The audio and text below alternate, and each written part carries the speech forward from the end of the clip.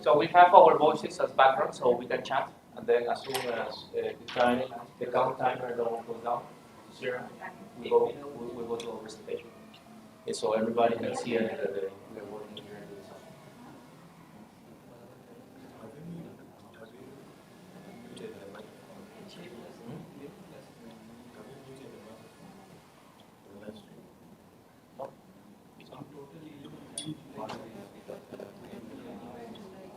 Can you hear what we're saying? Now, can you hear what we're saying here? Can you hear now? Because the sound is moving here. The sound is moving here. The sound is. Yeah. Yeah. Yeah, it's live, but it's the sound is there. Yeah. Sound is there. Yeah.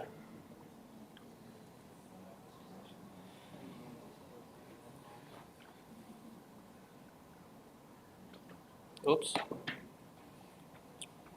I think I didn't open the other presentation.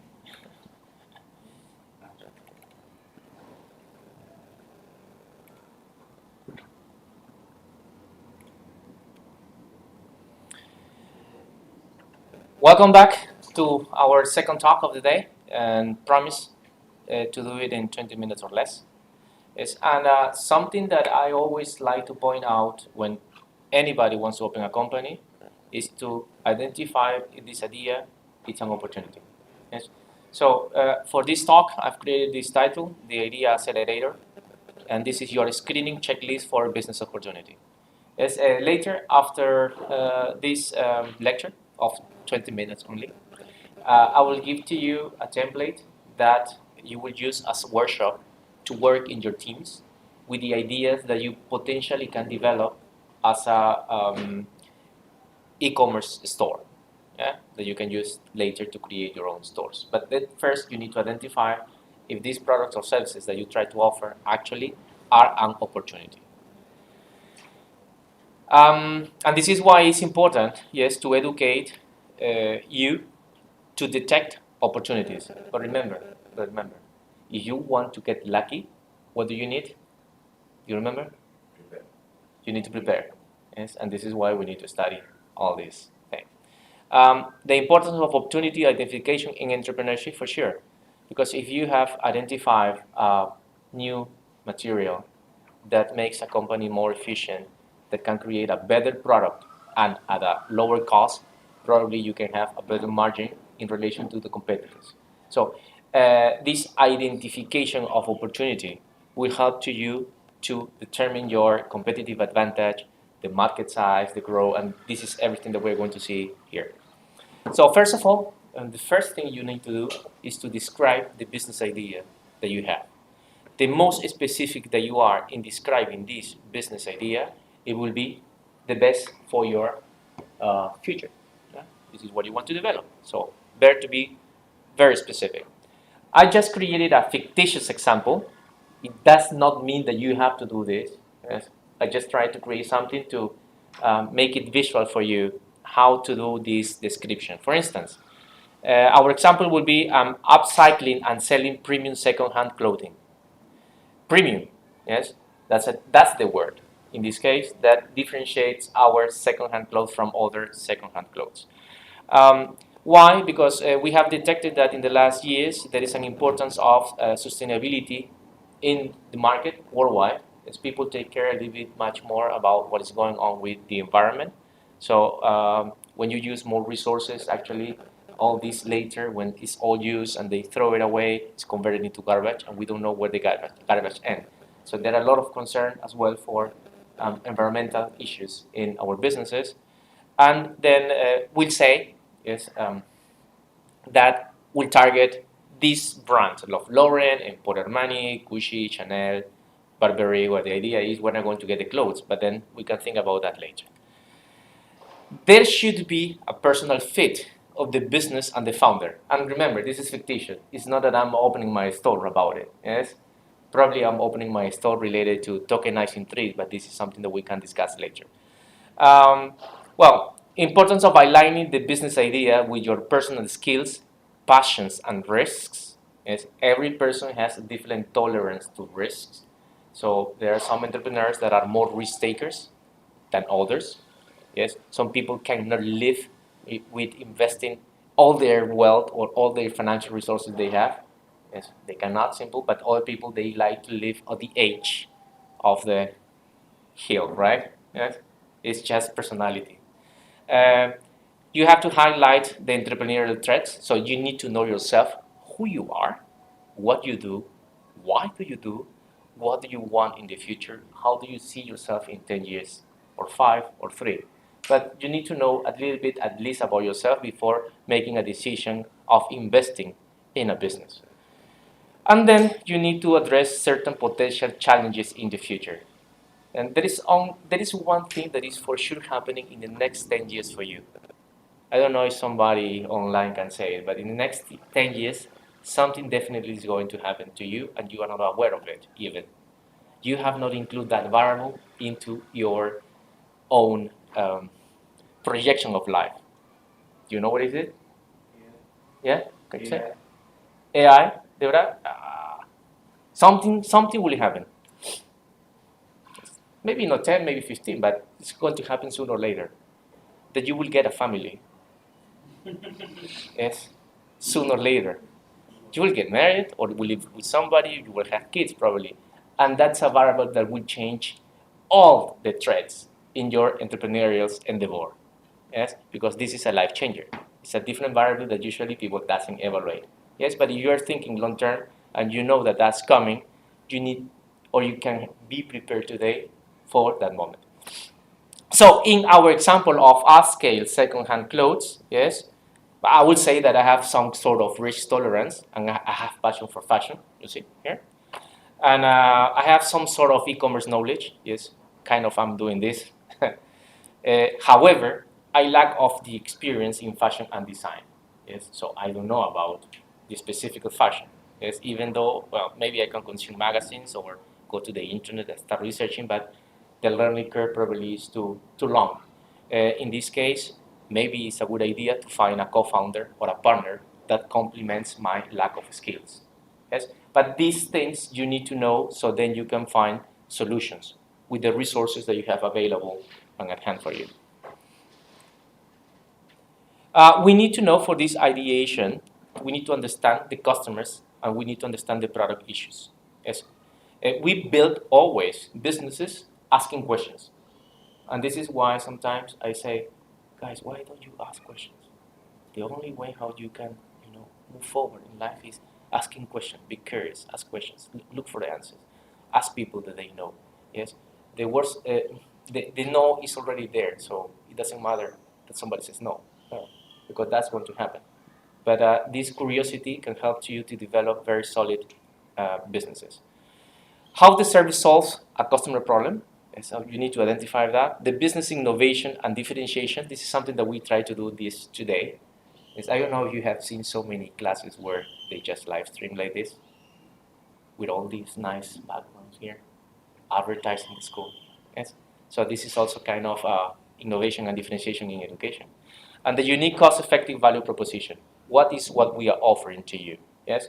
In the case of this classroom, for instance, what I prepared in the last weeks, months, is to offer you the best experience, yes, in entrepreneurship compared to whatever they do, just listening to a speaker talking about entrepreneurship. Yes, and then you will get hands-on into working in something tangible. This is related to the course, but related to the example of upscale second-hand clothes. Yes, in this case, for instance, we can provide access to sustainable, affordable fashion to people, to customers, upscaling and curating unique fashion items. You know that sometimes people get clothes, but I mean, it's in good shape, but just need kind of a small fixing. But you can purchase that. People don't want it because they don't know how to fix. They are lazy to fix it. They don't want to pay for it. They prefer to buy another one, and they just throw it away. You can take it. You can take it, fix it, curate it, and then put a price and resell it. Yeah? Could be a good business. I don't know. And then this will make premium brands much more accessible for people that like fashion, but they have not the budget to purchase these type of items. The market dynamics, this is very important. And here is what I say that where the opportunity could be. But in order to detect the opportunity, you need to know the facts and figures. And you know that I'm very serious with facts and figures. In this section, you need to identify which are the facts, the numbers, that can make you understand if there is actually an opportunity in that market. Yes? It's a bite of money at the end of the day, unless you want to build an NGO that also this is helpful for you. The size and growth of the market, the competitive landscape, and the ability to gain a market share, and to identify an untapped niche and a reachable customer. So if you identify the market, can you divide that market into different niches? Can you divide those niches into sub-niches so you can customize your product and services for these niches? Yes? So, but this is something that you probably will do. For our example of upscale second-hand clothes, we have that the global second-hand apparel market is projected to reach 64 billion by the year 2024, and maybe growing in the next years, because you know these inflation rates in different countries make these products to become much more expensive. So people actually are losing purchasing power, and they will have less budget to buy premium goods. Yes, they will buy more or less commodities goods. There is a robust compounding growth at 20% to 2030 of sustainable for and demand for affordable fashion. So the growth for environmental awareness in fashion will grow at 20% per year. So that can give to you an idea of how the market will grow in the next years. However, we talked that this is a business, so at least you need to have the intuition, yes, smell it. What is the profitability and what is the scalability of this business? So in this case, you need to identify which are the profit models. Yes? You need to know what is the break-even analysis, what is where you are, you know, in your income and your expenses, and what is the potential for recurring profitable sales. So customers that purchase from you, you know, continuously, recurringly, monthly, weekly, daily. Market sensitivity to product pricing, sounds also good to know. Yes, if you increase the price by 10, 20%, how that is going to affect the volume in sales. How much sales would you make if you take advantage of promotions and discounts on certain products and certain items? So can you increase that volume? But this is only information that you will get when you know the customer. The business ability to expand rapidly with manageable risk. If you want to expand rapidly, you will need to have very strong financial backs. Yes? Are you able to get this funding to grow fast, or because you are much more conservative in taking risk, you prefer to go slow, you know, growing organically with the profits of the business? So that will also depend on the entrepreneurial behavior and the personality of the entrepreneur. In our example for the upscale second-hand clothes, we determined that we can have average sales to be around 100 pieces per month. Normal or not? If you divide 100 pieces by 30 days, means that also you have to be working Sundays. Yes, an entrepreneur works 24/7, never closes the store. Yes, this is reality, because one product is sold is much profit at the end of the month. That is going to be not profit necessarily, but the margin is going to be used to pay rent, you know, to pay utilities, yes, and probably to reinvest that money into the company in order to reach, you know, certain objective at the end of the year. Yeah. However, 33 pieces, 3 pieces per day, more or less, 4 pieces per day for 30 days. This is 100 pieces. Your objective in this case will be to sell 3 pieces per day, right? Is it doable? Don't know. We have to check that. Those are assumptions only. At an average profit margin of 20 per item, this equates to $2,000 in profit per month, or 24,000 annually. And this case could be euros, yes, could be yens, could be any other currency in the world. I'm just using dollars, common currency.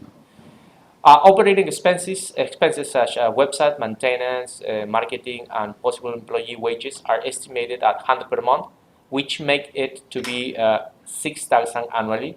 So it means that probably your salary is only to be 200 per month, yeah, maybe, or zero at the beginning, because you have to you have to you need to have you need to have a budget for different expenses. After expenses, the estimated annual net profit is 18,000. And the last one, when we talk about the return on investment, if you invested $10,000 at the beginning of the year, it means that probably you will have a 180% return in that year. Okay? It's not bad for a business, let's say. But this is our assumptions, and as I said before, this is just an example. Then we go to capital issues, the initial investment needed to start a business. More or less, you will need to know the exact amount of money that you need. And the potential return on investment, as I said before, starting the e-commerce business requires an initial investment estimated between 5,000 and 10,000. However, if you are smart enough, with Shopify, they have a free trial where you can open a shop for $1 during 3 months, and after this you can cancel the subscription and nothing happens. For $3, 3 years, yes, you can test the platform, and if that you make it successful in 3 months, you don't cancel the subscription, right? But this is some work that you have to do. In this case, for the upscale second-hand clothes, we have that the business achieved the estimated 18,000 net profits in the first year, and the return on investment would be approximately 180%. Yes. So, and this leads us to review workshop number 1. Okay, so let's go and look to it.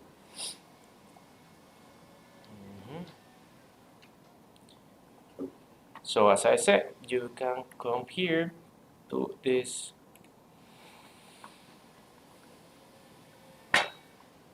What I can come here to.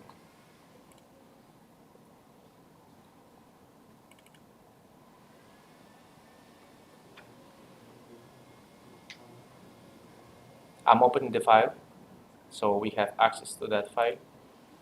Yes, and here we are. Yeah, this is the workshop file. It's on the website, and also you have it on Moodle. We use Moodle as a platform to communicate with you.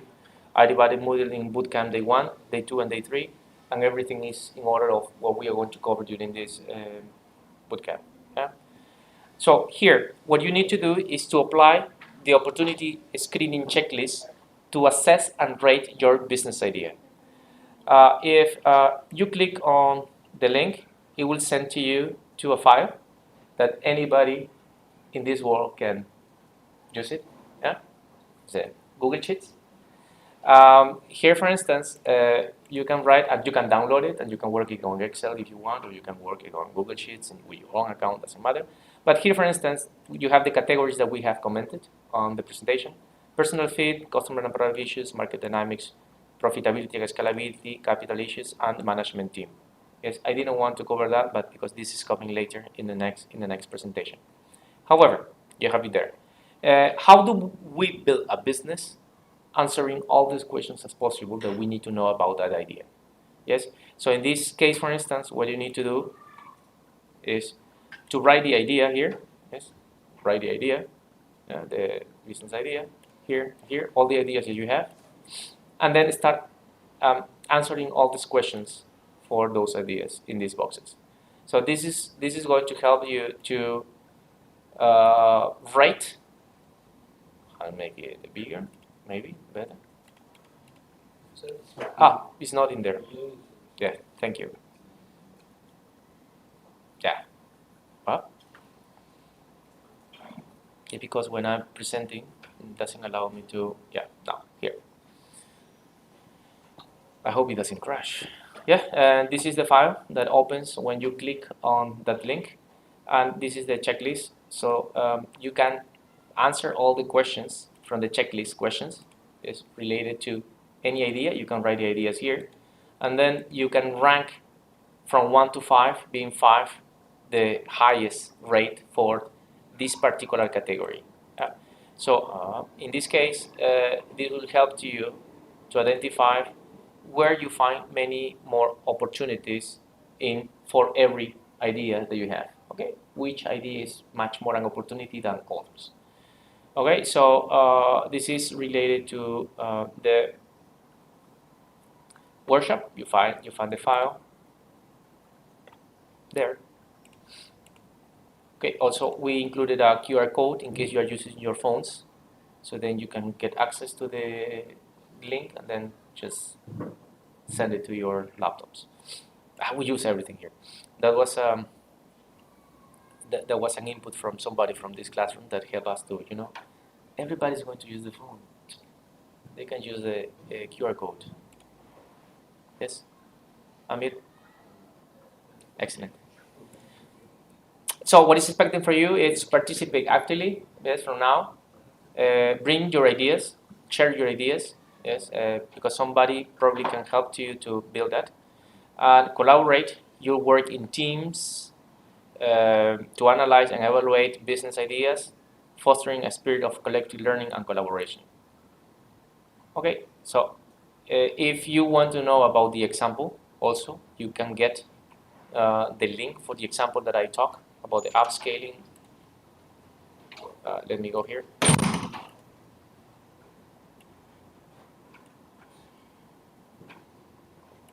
Then. Yes, I develop a example for you. So you have more or less all the example described in the table and with the rating for each of them. Here I provide a much more explanation of what I said on these slides, but basically I spoke about it. However, I try to be extensive as possible in order to understand this example of business idea. And then, if you want to know more about us, we are here at the International Data Center at Hochschule Bremen in Germany. Yes, you can contact us to graduatecenter.org. And if you want to know more about workshops, bootcamps, events, you can contact me on LinkedIn. My name is Hubert Ho, and or business@tnd.com. Thank you very much for this presentation. So now we move forward to the workshop number 1, and we'll be stopping the live stream for this lecture. Thank you very much.